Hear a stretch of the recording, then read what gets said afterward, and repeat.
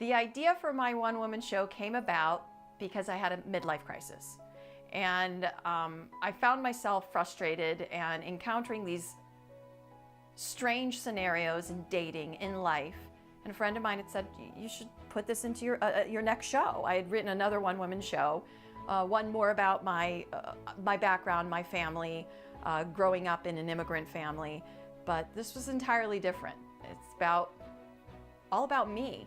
Not that the other one wasn't, but it was all about my family. This would be all about me. And I'm like, can I do this? Can I bare my soul? And especially, I think, I don't know if it's one of the, but it's up there. It's the most sensitive area in a woman's lifetime.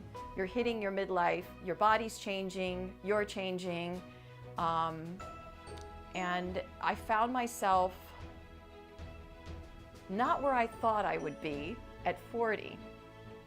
And I was getting a lot of mixed messages from family, friends, and then just the general messages of society and community, like, what's wrong with you? You're 40, you're not married, you don't have kids, you're not at the peak of your career, and I wasn't, and what's going on here?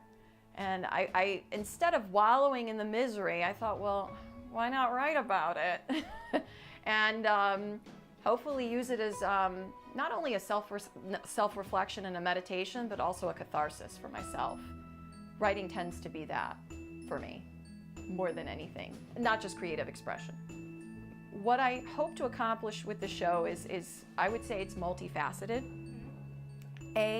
It's about an opportunity for me to voice my own self-expression about being a woman in her midlife, being as silly as possible.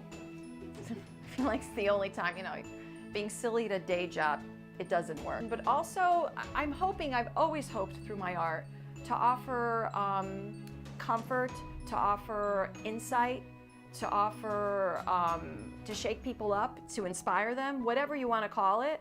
So I think there's a lot more ladies out there like me.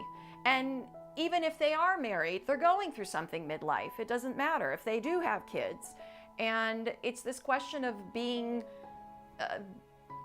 forced to continue living within these old paradigms and old constructs that just don't work anymore. It's like, those pair of jeans from high school. It's like, get rid of them already. Let's move on. Let's not pretend we're gonna go back in those things, okay? So I do hope to inspire, and I always hope to entertain. I want people to walk away saying, oh, that was funny, but you know what? I so got that. I relate to that. Or, oh, I never thought of that before.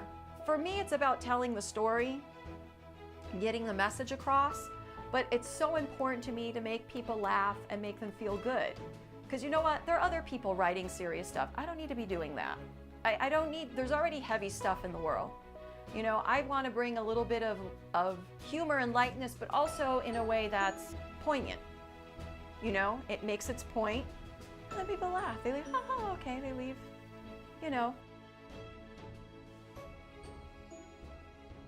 It's just a supportive, collaborative, loving environment. It really is. It's allowing women to find a safe place to flesh out their work, to figure it out.